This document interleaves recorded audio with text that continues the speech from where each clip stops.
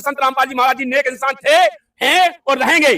संत रामपाल जी महाराज जी भक्ति कर रहे थे अपने आश्रम में बैठ के। एक मिनट रुकिए। संत रामपाल जी महाराज जी भक्ति कर रहे थे, अपने बच्चों को भक्ति दे रहे थे और शिक्षा दे रहे थे और सत्संग दे रहे थे और इस नरक से निकाल रहे थे। वो नरक से निकालने का काम कर रहे थे।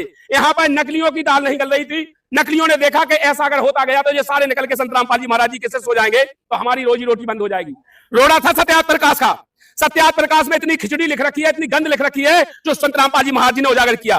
और इसमें लिखा है जिसका पति बाहर चला जाए धंधे के लिए, अगर 2 साल ना आए तो वो उसकी पत्नी दूसरे के साथ नियोग कर ले, बच्चे पैदा कर ले। बताओ समाज के लिए भला काम लिखा है सत्याग्रह प्रकाश में।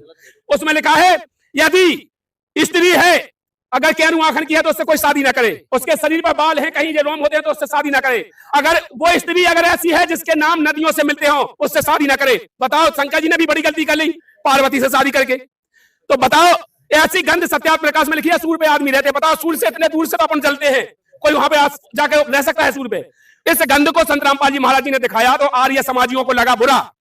आर्य समाजियों की रोटी रोजी बंद होने लगी, रोजी रोटी बंद होने लगी तो आर्य समाजी आए थे करोथा में। आपने नहीं देखा होगा तो दास को पता है, 2006 में किसी से भी पूछ लेना, आर्य समाजी आए थे, वो वीडियो देख लेना। संत रामपाल जी महाराज जी किसी को मारने के लिए नहीं गए, संत रामपाल जी महाराज जी किसी से लड़ने के लिए गए। संत रामपाल जी महाराज जी जब भी आश्रम के अंदर रहे और बड़वाला कांड में भी आश्रम के अंदर रहे और वहां बाहर आकर के इन्हीं लोगों ने अपनी गोली से सोनू नाम के उस बच्चे की मौत की थी, सोनू नाम के लड़के की, और उसको मरने के बाद उसे शहीद घोषित किया गया जैसे वो कारगिल की लड़ाई पर लड़ने गया हो। उसे शहीद घोषित करके उसको 50,000 का इनाम दिया गया, एक नौकरी दी गई। इस सरकार की गंदी नीयत थी, इस प्रशासन की गंदी नीयत थी। प्रशासन नेताओं के चक्कर में, वोट बैलेंस के चक्कर में बिक चुकी थी। लेकिन संत रामपाल जी महाराज जी ने कहा बेटा सत्य कभी पराजित नहीं होता है, सत्य को दबाया जा सकता है, मिटाया नहीं जा सकता है। संत राम